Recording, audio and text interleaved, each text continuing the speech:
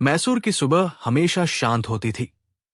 हल्की धूप महलों की पुरानी दीवारों से टकराकर जब सड़कों पर फैलती तो लगता जैसे समय थोड़ा धीमा हो गया हो। लेकिन इसी शहर के एक पुराने मकान में रहने वाली प्राची के लिए सुबह कभी भी सुकून नहीं लाती थी।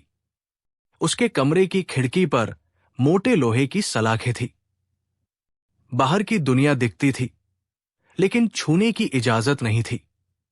प्राची हर सुबह उन्हीं सलाखों के बीच खड़ी होकर बाहर देखती, लोगों को हंसते, स्कूल जाते बच्चों को, आजाद चलती लड़कियों को, और फिर धीरे से पर्दा गिरा देती, जैसे दिल पर कोई पर्दा डाल रही हो। प्राची, अभी तक पूजा नहीं की? मां की तेज आवाज नीचे से आई। आ रही हूं मां। उसकी आवाज में आदत बन चुकी थकान थी। प्राची के घर में नियम बहुत थे। बाहर अकेले जाना मना, दोस्तों से बात करना मना, फोन अपने पास रखना मना, हंसना भी ज्यादा हो जाए तो शक। उसके पिता शिवनारायण बाहर से इज्जतदार आदमी माने जाते थे। समाज में उनकी बात को अहमियत मिलती थी, लेकिन घर के अंदर वही आदमी एक सख्त दीवार था, जिसके उस पार प्राची की भावनाएं टकराट कराकर टूट जाती थी। लड़कियां ज्यादा आजादी की हकदार नहीं होती, उनका पसंदीदा वाक्य था। प्राची ने कॉलेज में दाखिला लिया था, लेकिन वहां भी उसे छोड़ने और लेने पिता खुद आते। किसी से बात करते देख लेते तो घर में तूफान आ जाता। उसकी एकमात्र राहत थी उसकी टीचर माया मैडम। माया मैडम अक्सर उसकी आंखों में छिपा डर देख लेती थी। एक दिन क्लास के बाद उन्होंने धीरे से पूछा, प्राची, सब ठीक है ना? प्राची मुस्कुरा दी, वो मुस्कान जो सच नहीं, मजबूरी होती है। हाँ मैडम, लेकिन आंखें झूठ नहीं बोल पाई। उसी शहर में उसी सुबह शौर्य बाइक पर कॉलेज आ रहा था।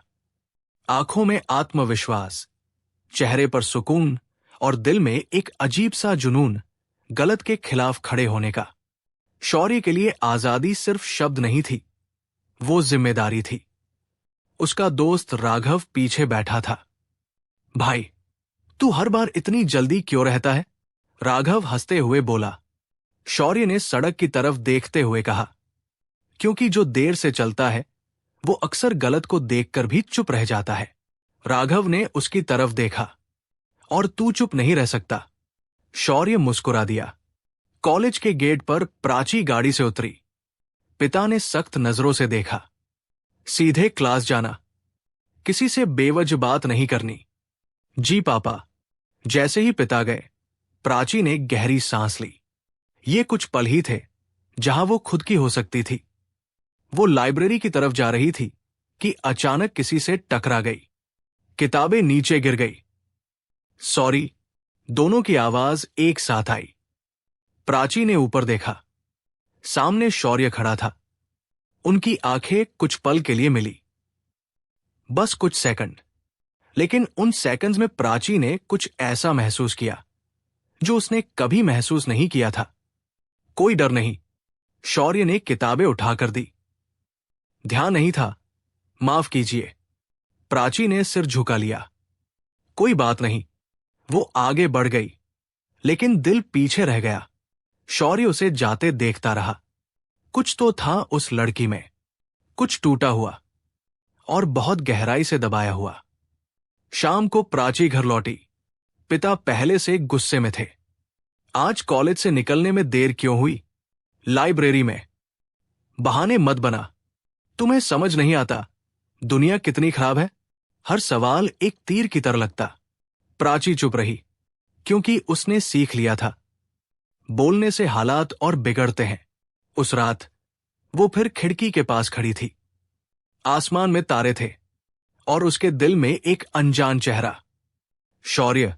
उसे नहीं पता था कि ये सिर्फ एक टकराव नहीं था, ये उसकी जिंदगी की दिशा बदलने वाली शुरुआत थी। और शौर्य को नहीं पता था कि वो जिस लड़की से टकराया है उसके लिए उसे पूरी दुनिया से लड़ना पड़ेगा। अगली सुबह मैसूर में हल्की बारिश हो रही थी। सड़कें भीगी थी और हवा में मिट्टी की खुशबू घुली हुई थी। लेकिन प्राची के मन में कोई ताजगी नहीं थी। उसकी रात करवटें बदलते बीती थी। एक अनजान डर और एक अनजाना सुकून, दोनों साथ साथ। कॉलेज जाने से पहले मां ने हमेशा की तरह सख्त लहजे में कहा, सीधे कॉलेज और सीधे वापस, ज्यादा देर नहीं। प्राची ने सिर हिला दिया। उसने जवाब देना बहुत पहले छोड़ दिया था। कॉलेज की लाइब्रेरी में वो एक कोने में बैठी किताब खोलने की कोशिश कर रही थी, लेकिन शब्द धुंधले लग रहे थे। दिमाग बार बार उसी चेहरे की तरफ चला जाता। शौर्य, क्या मैं यहां बैठ सकता हूं?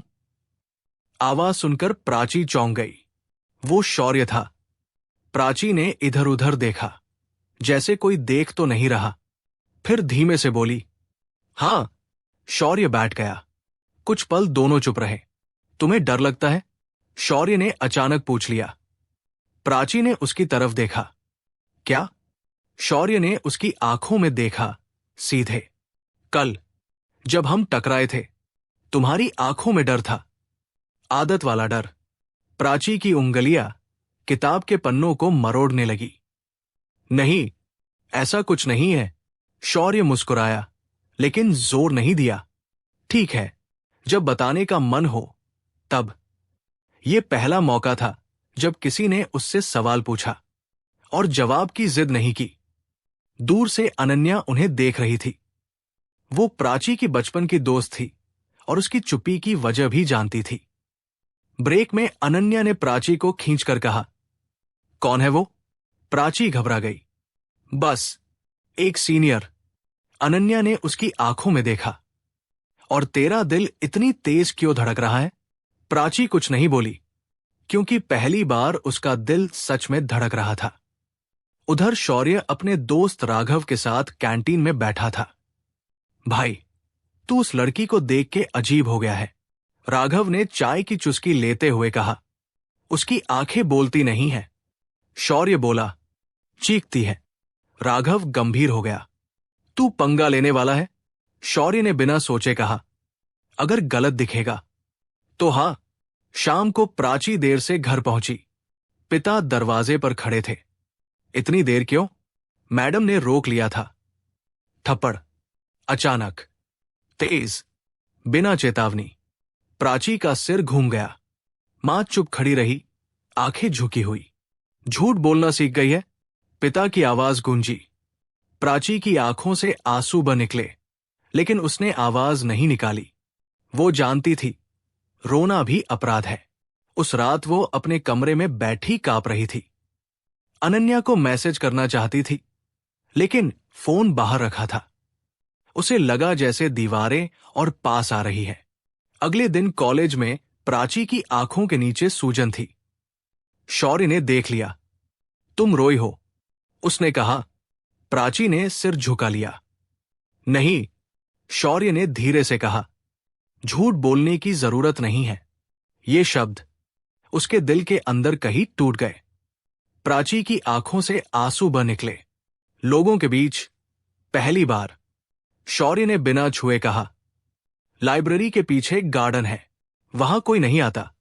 गार्डन में बारिश की बूंदें पत्तों से टपक रही थी। प्राची ने कांपती आवाज में कहा, मेरे पापा मुझे इंसान नहीं समझते, उन्हें लगता है आजादी गुनाह है। शौर्य कुछ नहीं बोला, बस सुनता रहा। मां चाहकर भी कुछ नहीं कहती। और मैं हर दिन मरती हूं। शौर्य की मुट्ठियां भींच गई। ये गलत है, उसने धीमे लेकिन मजबूत स्वर में कहा। प्राची हंस पड़ी, कड़वी हंसी। गलत तो है, पर बदलेगा नहीं। शौर्य ने उसकी तरफ देखा। अगर कोई साथ खड़ा हो तब भी नहीं।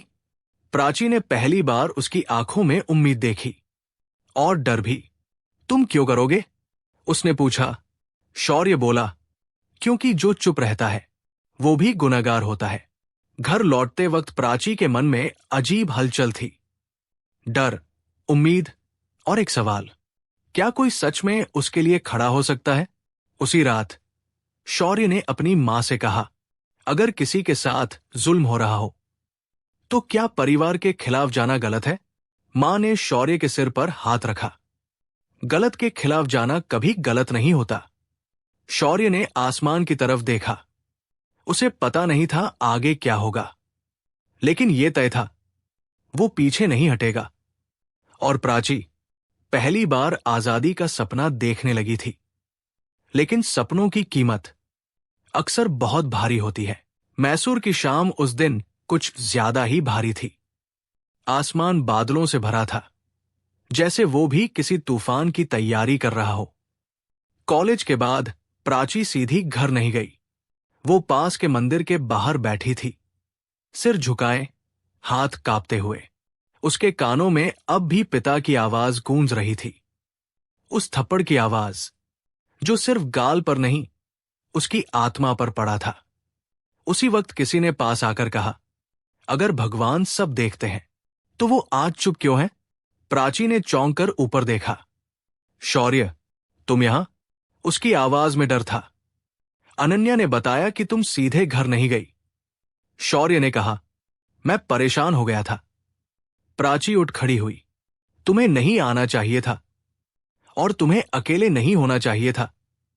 शौर्य ने शांत लेकिन मजबूत स्वर में कहा। दोनों मंदिर के पीछे बनी सीढ़ियों पर बैठ गए। हवा में घंटियों की हल्की आवाज थी। आज घर में क्या हुआ? शौर्य ने पूछा।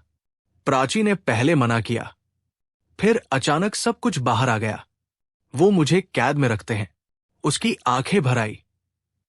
हर बात पर शक, हर कदम पर रोक, और अगर सवाल करूं तो सजा। शौर्य की सांसें तेज हो गई। ये जुल्म है प्राची। प्राची हंस दी। जुल्म तब होता है जब कोई सुने। यहां तो सब इसे संस्कार कहते हैं।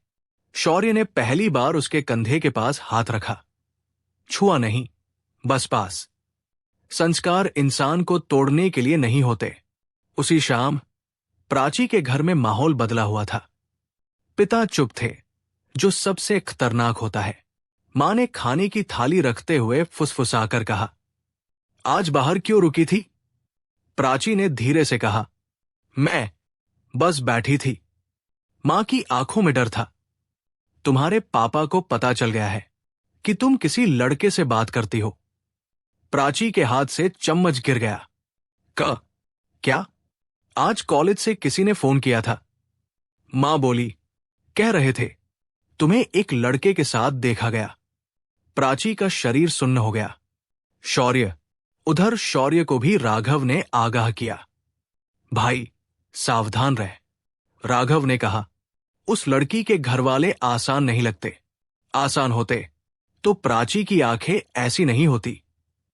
शौर्य बोला, पर तू खुद को मुसीबत में डाल रहा है। शौर्य ने सीधे कहा, अगर किसी की जिंदगी मुसीबत है तो उससे मुंह मोड़ लेना कायरता है। अगले दिन कॉलेज में माहौल बदला बदला था। प्राची चुप थी, बहुत ज्यादा। शौर्य ने उसे पास आते देखा, लेकिन वो नजरें चुराकर निकल गई। ब्रेक में अनन्या ने शौर्य को रोका। आज उससे बात मत करना। क्यों? उसके पापा को शक हो गया है। अनन्या बोली, अगर पकड़ी गई तो हालात बहुत बिगड़ जाएंगे। शौर्य का दिल डूब गया। तो मैं क्या करूं? बस दूर रहो। अनन्या की आवाज कांप रही थी। घर लौटते वक्त प्राची की गाड़ी आज जल्दी रुकी। पिता ने दरवाजा जोर से बंद किया। अब सब सच बता। उनकी आवाज में जहर था। कौन है वो लड़का? प्राची चुप रही। बोल, उसने कांपते हुए कहा। वो मेरा दोस्त है। थप्पड़ फिर उठा, लेकिन इस बार रुका। मां बीच में आ गई। बस कीजिए। पिता ने मां को घूरा। इसी ने बिगाड़ा है इसे। फिर प्राची की तरफ देखकर कहा, आज के बाद कॉलेज जाना बंद। ये शब्द फैसला थे। प्राची जमीन पर बैठ गई। उसके अंदर कुछ टूट गया। मैंने क्या गलत किया? उसने पहली बार सवाल किया। पिता चीखे। लड़की होकर सवाल? उस रात प्राची रोई नहीं। वो बस खिड़की से बाहर देखती रही। और दूसरी तरफ शौर्य बेचैन था। फोन उठाया, लेकिन कॉल नहीं लगा। उसने मैसेज लिखा, मैं तुम्हारे साथ हूं, डर मत। मैसेज नहीं पहुंचा। शौर्य ने फैसला कर लिया। अगले दिन वो माया मैडम के पास गया। सब कुछ बताया। माया मैडम की आंखें नम हो गई। ये सिर्फ परिवार का मामला नहीं है। उन्होंने कहा, ये एक लड़की की आजादी का सवाल है। उधर प्राची को अगले दिन कमरे से बाहर निकलने नहीं दिया गया। दरवाजा बंद था। उसने दीवार से सिर टिकाया, आंखें बंद की, और उसी अंधेरे में शौर्य का चेहरा सामने आया। उसे पहली बार एहसास हुआ, ये सिर्फ दोस्ती नहीं थी, ये वो एहसास था जो डर से बड़ा होने लगा था। और शौर्य अब सिर्फ देखने वाला नहीं रहने वाला था, क्योंकि जब किसी की आजादी छीनी जाए तो खामोशी भी गुनाह बन जाती है। सुबह की रोशनी प्राची के कमरे तक नहीं पहुंच पाती थी। दरवाजा बंद था, खिड़की की सलाखें वही थी, लेकिन आज वो और भारी लग रही थी। बाहर मां की धीमी आवाज आई, प्राची, नाश्ता रख दिया है। मां, बाहर कब जाऊंगी? प्राची ने थकी आवाज में पूछा। कुछ पल चुपी रही, फिर वही जवाब, जब तुम्हारे पापा कहेंगे। ये जवाब नहीं था, ये सजा थी। उधर कॉलेज में शौर्य बेचैन था। क्लास में बैठा था, लेकिन मन कहीं और था। राघव ने धीरे से कहा, भाई, कुछ तो करना पड़ेगा। हां, शौर्य की आवाज ठोस थी। और अब चुप रहकर नहीं, वो सीधे माया मैडम के पास गया। मैडम, अगर किसी लड़की को घर में बंद कर दिया जाए तो क्या कोई मदद कर सकता है? माया मैडम ने गहरी सांस ली। कानूनी रास्ते होते हैं, उन्होंने कहा, पर सबसे पहले उस लड़की की सहमति और हिम्मत चाहिए। शौर्य ने बिना रुके कहा, हिम्मत मैं बनूंगा। दोपहर बाद अनन्या किसी तरह प्राची के घर पहुंची। दरवाजे पर मां मिली। आंटी, प्राची से मिलना था। अनन्या ने संभल कर कहा। मां ने इधर उधर देखा, फिर धीरे से बोली, जल्दी। कमरे में पहुंचते ही प्राची टूट गई। अनन्या को कसकर पकड़ लिया। उन्होंने मेरा कॉलेज बंद कर दिया। प्राची फुसफुसाई, फोन ले लिया, बाहर जाना मना। अनन्या की आंखें भर आई। शौर्य बहुत परेशान है। प्राची चौंक गई। वो ठीक तो है, वो तुम्हारे लिए खड़ा होने वाला है। अनन्या ने कहा, लेकिन उसे तुम्हारी हाँ चाहिए। प्राची की आंखों में डर और उम्मीद टकरा गए। अगर उन्होंने उसे कुछ कर दिया तो? अनन्या ने उसका हाथ थामा। अगर तू चुप रही तो वो तुझे मार देंगे, जिंदा। ये शब्द कठोर थे, पर सच थे। उसी शाम शौर्य ने एक बड़ा कदम उठाया। वो सीधे प्राची के घर पहुंचा। दरवाजा खुला। सामने शिव नारायण खड़े थे। आपसे बात करनी है, शौर्य ने शांत स्वर में कहा। किस हक से? पिता की आंखों में आग थी। एक इंसान के हक से, शौर्य बोला, जो गलत देखकर चुप नहीं रह सकता। तुम कौन होते हो हमारी बेटी के मामले में बोलने वाले? शौर्य ने गहरी सांस ली। वो आपकी बेटी है, लेकिन सबसे पहले वो एक इंसान है। कमरे में सन्नाटा छा गया। मां दरवाजे के पास खड़ी कांप रही थी, और अंदर एक कोने में प्राची सब सुन रही थी। दिल जोर जोर से धड़क रहा था। तुम्हारी हिम्मत कैसे हुई? पिता चिल्लाए। तुम जैसे लड़कों की वजह से लड़कियां बिगड़ती हैं। शौर्य की आवाज नहीं बदली। लड़कियां बिगड़ती नहीं हैं, उन्हें तोड़ा जाता है। ये शब्द प्राची के दिल तक पहुंच गए। पिता ने उंगली उठाई। अभी निकलो यहां से, वरना अच्छा नहीं होगा। शौर्य ने सिर हिलाया। मैं चला जाऊंगा, लेकिन एक बात कहकर। उन्होंने पीछे खड़े कमरे की तरफ देखा। प्राची, अगर तुम सुन रही हो तो जान लो, तुम अकेली नहीं हो। प्राची की आंखों से आंसू बह निकले। रात को मां चुपचाप प्राची के कमरे में आई। हाथ में फोन था। ये लो, उन्होंने कांपते हाथों से दिया। छुपा कर रखना। प्राची ने मां की तरफ देखा। पहली बार उनमें मां दिखाई दी। मां, मैं डरती हूं। मां बोली, लेकिन अब और नहीं देख सकती। प्राची ने तुरंत शौर्य को मैसेज किया, मैं तैयार हूं। कुछ सेकंड बाद जवाब आया, मैं भी, अब पीछे नहीं हटेंगे। अगले दिन शौर्य अपने माता पिता के साथ माया मैडम के पास बैठा था। सब कुछ साफ साफ बताया। शौर्य की मां ने कहा, अगर वो लड़की राजी है तो हम उसका साथ देंगे। ये सुनकर शौर्य की आंखें भर आई। उधर प्राची के घर में माहौल बदला हुआ था। पिता को भनक लग चुकी थी। तुमने फोन कैसे पाया? उन्होंने गरज कर पूछा। प्राची ने सिर उठाया। आवाज कांप रही थी, लेकिन शब्द साफ थे। मैं अपनी जिंदगी जीना चाहती हूं। थप्पड़ फिर उठा, लेकिन इस बार मां बीच में खड़ी थी। बस, उन्होंने पहली बार आवाज उठाई। कमरा सन्न रह गया। पिता हैरान थे और प्राची आजाद होने की कीमत समझ रही थी। उस रात शौर्य ने आसमान की तरफ देखा। उसे पता था, अब लड़ाई शुरू हो चुकी है। ये लड़ाई सिर्फ एक लड़की की नहीं थी। ये लड़ाई थी डर के खिलाफ, जुल्म के खिलाफ और आजादी के लिए। और इस लड़ाई में प्यार अब कमजोरी नहीं, ताकत बन चुका था। मैसूर में उस दिन अजीब सी खामोशी थी, जैसे शहर को भी अंदेशा हो, कुछ टूटने वाला है, कुछ बदलने वाला है। प्राची की मां रात भर सो नहीं पाई थी। दूसरी तरफ शिवनारायण गुस्से में घर के बाहर टहलते रहे। लड़की हाथ से निकल रही है। उन्होंने खुद से कहा, समाज क्या कहेगा? उन्हें बेटी की तकलीफ नहीं दिख रही थी, सिर्फ इश्क का डर। सुबह होते ही फैसला सुना दिया गया। आज से तुम कहीं नहीं जाओगी, पिता ने ठंडे स्वर में कहा, और अगले महीने तुम्हारी शादी तय कर दी जाएगी। ये शब्द प्राची पर हथौड़े की तरह गिरे। शादी? उसकी आवाज कांप रही थी। बिना मेरी मर्जी? तुम्हारी मर्जी की जरूरत नहीं। पिता बोले, हम तुम्हारे भले के लिए कर रहे हैं। प्राची ने मां की तरफ देखा। मां की आंखों से आंसू बह रहे थे, लेकिन वो चुप थी। उधर शौर्य को अनन्या का फोन आया। सब बिगड़ रहा है, अनन्या रोते हुए बोली। उसकी शादी की बात चल रही है। शौर्य का दिल बैठ गया। वो तुरंत माया मैडम के पास पहुंचा। मैडम, अगर लड़की को जबरदस्ती शादी के लिए मजबूर किया जा रहा हो तो ये अपराध है। माया मैडम ने बात काटी। और अगर वो लड़की खुद बोलने को तैयार हो तो कोई उसे रोक नहीं सकता। शौर्य ने गहरी सांस ली।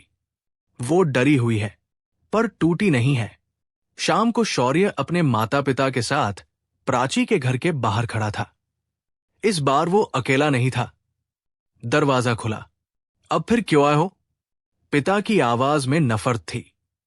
शौर्य की मां आगे बढ़ी। बात करने आए हैं, लड़ने नहीं। हमें आपकी बेटी से अकेले में बात करनी है। शौर्य के पिता ने कहा, कोई जरूरत नहीं। तभी अंदर से प्राची की आवाज आई, मुझे उनसे बात करनी है। कमरा फिर सन्न। प्राची सामने आई। चेहरा पीला था, लेकिन आंखों में कुछ बदला हुआ था। मुझसे शादी की बात हो रही है, उसने सीधे कहा, और मैं इसके लिए राजी नहीं हूं। पिता गुस्से से कांपने लगे। तुम्हें शर्म नहीं आती? शौर्य ने एक कदम आगे बढ़ाया, लेकिन प्राची ने हाथ उठाकर उसे रोक दिया। नहीं, उसने कहा, आज मैं खुद बोलूंगी। उसने पिता की तरफ देखा। आपने मुझे पाला, लेकिन कभी सुना नहीं। मां फूट फूट कर रोने लगी। मैं पढ़ना चाहती हूं। प्राची बोली, मैं अपनी जिंदगी खुद जीना चाहती हूं। पिता ने जोर से मेज पर हाथ मारा। अगर तू इस घर से निकली तो फिर लौटने की उम्मीद मत रखना। कमरे में सन्नाटा। प्राची के हाथ कांप रहे थे, आंखों में आंसू थे। वो मुड़ी, मां की तरफ देखा। मां ने पहली बार सिर हिलाया, आंखों से कहा, जा। ये एक छोटा सा इशारा था, लेकिन पूरी जिंदगी का। प्राची ने गहरी सांस ली और वो शब्द कह दिए जो उसके अंदर सालों से कैद थे। तो ठीक है। ये सुनते ही पिता पीछे हट गए, जैसे किसी ने उनकी ताकत छीन ली हो। प्राची ने शौर्य की तरफ देखा। पहली बार डर से ज्यादा भरोसा था। मैं तैयार हूं, उसने कहा, जो भी आगे हो। उस रात प्राची शौर्य के परिवार के साथ चली गई। कोई फिल्मी भागना नहीं था, बस एक थकी हुई लड़की जो जिंदा रहना चाहती थी। माया मैडम ने कानूनी मदद शुरू कर दी। कॉलेज ने भी साथ दिया, लेकिन समाज चुप नहीं बैठा। फोन आने लगे, ताने, धमकियां, बदनामी। लड़की बिगड़ गई है, लड़के ने फंसा लिया, मां बाप का नाम डुबो दिया। प्राची हर शब्द से टूटती, लेकिन शौर्य हर बार उसका हाथ थाम लेता। आजादी की कीमत होती है, वो कहता, और हम चुका रहे हैं। एक रात प्राची छत पर बैठी रो रही थी। अगर सब सही न हुआ तो? उसने पूछा। शौर्य ने आसमान की तरफ देखा। तो भी सही होगा, उसने कहा, क्योंकि तुम अब चुप नहीं हो। प्राची ने पहली बार खुलकर रोया, डर से नहीं, हल्के होने से। लेकिन कहानी अभी खत्म नहीं हुई थी, क्योंकि अगली सुबह शिवनारायण ने आखिरी चाल चली। एक कानूनी नोटिस। और ये लड़ाई अब सिर्फ घर की नहीं रही। सुबह की हवा में अजीब सी बेचैनी थी। मैसूर की अदालत के बाहर भीड़ जमा थी, कुछ जिज्ञासा से, कुछ फैसला सुनाने की उम्मीद में। प्राची चुपचाप बेंच पर बैठी थी, हाथ कांप रहे थे। लेकिन इस बार डर अलग था। ये डर हार का नहीं, ये डर था सच के सामने खड़े होने का। शौर्य उसके पास बैठा था, कुछ नहीं बोला, बस धीरे से उसका हाथ थाम लिया। डरी हुई हो? उसने पूछा। प्राची ने सिर हिलाया। हां, लेकिन भागना नहीं चाहती। शौर्य की आंखों में गर्व था। यही बहादुरी है। अदालत में शिवनारायण अपनी पूरी ताकत के साथ खड़े थे। वकील, कागज, इज्जत के तर्क, सब कुछ। मेरी बेटी नादान है, उन्होंने कहा। उसे बहकाया गया है। प्राची की मां पीछे बैठी थी, आंखें लाल, चेहरा थका हुआ। जज ने प्राची की तरफ देखा। क्या आप कुछ कहना चाहेंगी? पूरा कमरा शांत हो गया। प्राची खड़ी हुई, पैर कांप रहे थे, लेकिन आवाज नहीं। मैं नादान नहीं हूं, उसने कहा। मैं डराई गई हूं। हर शब्द साफ था।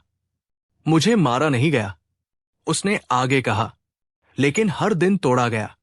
मेरी आवाज, मेरी आजादी, मेरे सपने, सब छीन लिए गए।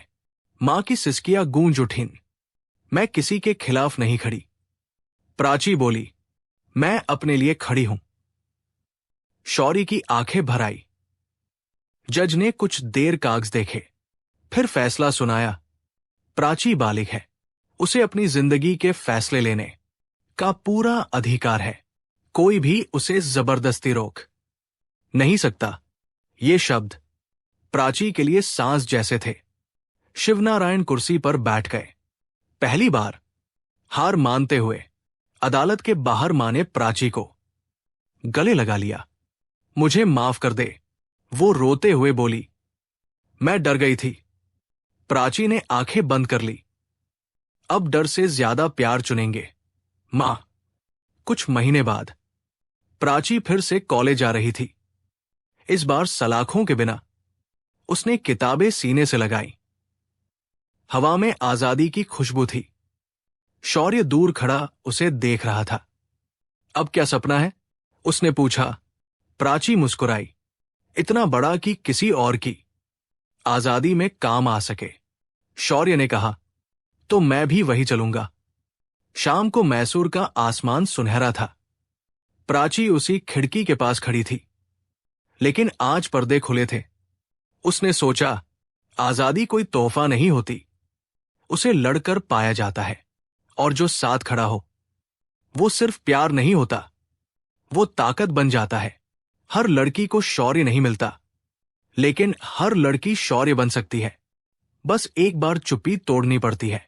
अगर इस कहानी ने आपके दिल को छुआ हो, अगर प्राची की लड़ाई आपको अपनी या किसी की याद दिला गई हो, लाइक करें, शेयर करें और सब्सक्राइब करें। कहानियों की नगर, क्योंकि कुछ कहानियां सिर्फ पढ़ी नहीं जाती, महसूस की जाती है।